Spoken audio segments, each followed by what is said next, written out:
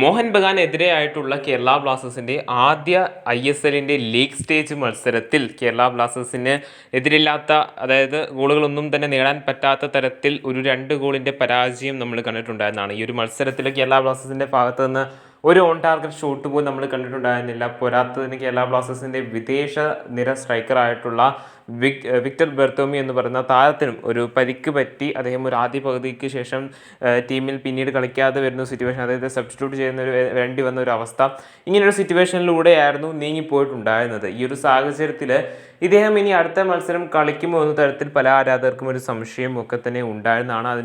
എന്നാൽ ആ ഒരു സംശയത്തിനൊക്കെ തന്നെ നിലവിലൊരു ആശങ്ക ഇനി വേണ്ട എന്ന തരത്തിലാണ് നമുക്ക് സൂചനകൾ ലഭിക്കുന്നത്. നമുക്കറിയാം, കഴിഞ്ഞു പോയിട്ടുണ്ടായിരുന്ന മത്സരത്തിൽ കേരള ബ്ലാസ്റ്റേഴ്സിൻ്റെ അറ്റാക്കിംഗ് നിരയിലെ പ്രകടനം വളരെയധികം മോശം ആയിരുന്നു.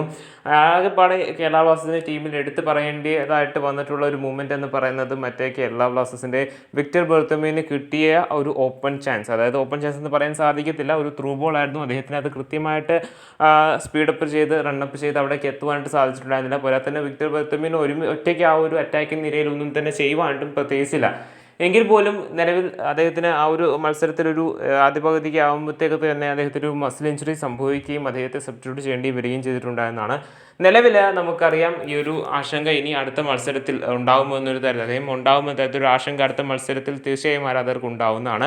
എന്നാൽ നിലവിലെ റിപ്പോർട്ടുകൾ അല്ലെങ്കിൽ നമുക്ക് നിലവിൽ കിട്ടുന്ന വീഡിയോസും സോഴ്സുകളും ഒക്കെ വെച്ച് നോക്കുമ്പോൾ അദ്ദേഹം നിലവിൽ ടീമിനോടൊപ്പം തന്നെ ട്രെയിനിങ് നടത്തുന്നുണ്ട്. അതായത് അദ്ദേഹത്തിന് റിക്കവർ ആയിട്ടുണ്ട് എന്നാണ് നമുക്ക് മനസ്സിലാക്കുവാനായിട്ട് സാധിക്കുന്നത്. അതിനാൽ തന്നെ മുംബൈക്കെതിരെയായിട്ടുള്ള 22-ാം തീയതി ഞായറാഴ്ച നടക്കുവാനായിട്ട് പോകുന്ന കേരള ബ്ലാസ്റ്റേഴ്സിൻ്റെ രണ്ടാമത്തെ ലീഗ് സ്റ്റേജ് മത്സരത്തിൽ ബ്ലാസ്റ്റേഴ്സിന് വേണ്ടി ഇദ്ദേഹം കളിക്കുവാനായിട്ടുള്ള സാധ്യതകൾ വളരെയധികം കൂടുതലാണ്. എങ്കിൽ പോലും അദ്ദേഹത്തിന് കോച്ച് റെസ്റ്റ് കൊടുക്കുമോ എന്നൊരു സംശയമുണ്ട്. അതായത് മാച്ച് ഫിറ്റ്നസ് വീണ്ടെടുക്കുന്നത് വരെ അദ്ദേഹത്തിന് റെസ്റ്റ് കൊടുക്കുമോ എന്ന സംശയമുണ്ട്. എങ്കിൽ പോലും അദ്ദേഹം കളിക്കുവാനായിട്ട് വേണ്ടിയുള്ള ഒരു ട്രെയിനിങ് സെഷൻ, മത്സരത്തിന് മുമ്പായിട്ടുള്ള ട്രെയിനിങ് സെഷനിലൊക്കെ തന്നെ നിലവിൽ ടീമിന് വേണ്ടി അവൈലബിൾ ആയിട്ടുണ്ട്. സോ നമുക്ക് പ്രതീക്ഷിക്കാവുന്നതാണ്. അതോടൊപ്പം തന്നെ ഉറപ്പായും ഈ ഒരു മത്സരം വിജയിക്കേണ്ടത് വളരെയധികം അനിവാര്യമാണ് കേരള ബ്ലാസ്റ്റേഴ്സിനെ സംബന്ധിച്ചിടത്തോളം. പോരാത്തതിന് ബ്ലാസ്റ്റേഴ്സിൻ്റെ പോയിന്റ് ടാലി ഇൻക്രീസ് ചെയ്തുകൊണ്ട് ഈ ഒരു സീസണിൽ കപ്പടിച്ചില്ലെങ്കിൽ പോലും ഒന്ന് റെലിഗേറ്റ് ആവാതിരിക്കുകയാണ് ബ്ലാസ്റ്റേഴ്സ് മാനേജ്മെൻറ്റിൻ്റെ ആണെങ്കിലും ടീമിൻ്റെ ആണെങ്കിലും നിലവിലൊരു ലക്ഷ്യമെന്ന് നമുക്ക് വ്യക്തമാണ്. അതിനാൽ തന്നെയാണ് പല മുൻനിര വിദേശ താരങ്ങളെയും അത്രയധികം മാർക്കറ്റ് വാല്യൂള്ള താരങ്ങളെയും പല ക്ലബ്ബുകളിലേക്കും ലോൺ നയിക്കുകയൊക്കെ തന്നെ കേരള ബ്ലാസ്റ്റേഴ്സ് ചെയ്ത് അധികം മാർക്കറ്റ് വാല്യൂ ഇല്ലാത്ത വിദേശ താരങ്ങളെ ടീമിലേക്ക് എത്തിക്കുകയും നിലവിൽ തട്ടിക്കൂട്ട് ടീമാണെങ്കിൽ പോലും ടീമിൻ്റെ ലക്ഷ്യം, അതായത് റെലിഗേറ്റ് ആവാതിരിക്കുക എന്നുള്ളത് തന്നെയാണ്.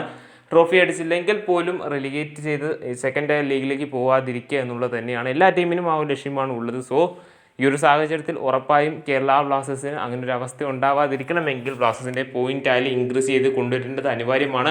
അതിനാൽ തന്നെ ആദ്യത്തെ വിജയം അത് മുംബൈക്കെതിരെ തന്നെ നേടിയെടുക്കേണ്ടതും അനിവാര്യമാണ്. സോ കണ്ടതിനെ അറിയാം ഈ ഒരു മത്സരത്തിൽ എന്തായിരിക്കും ബ്ലാസ്റ്റേഴ്സിന് നേടിയെടുക്കുവാനായിട്ട് സാധിക്കുക എന്നുള്ളത്.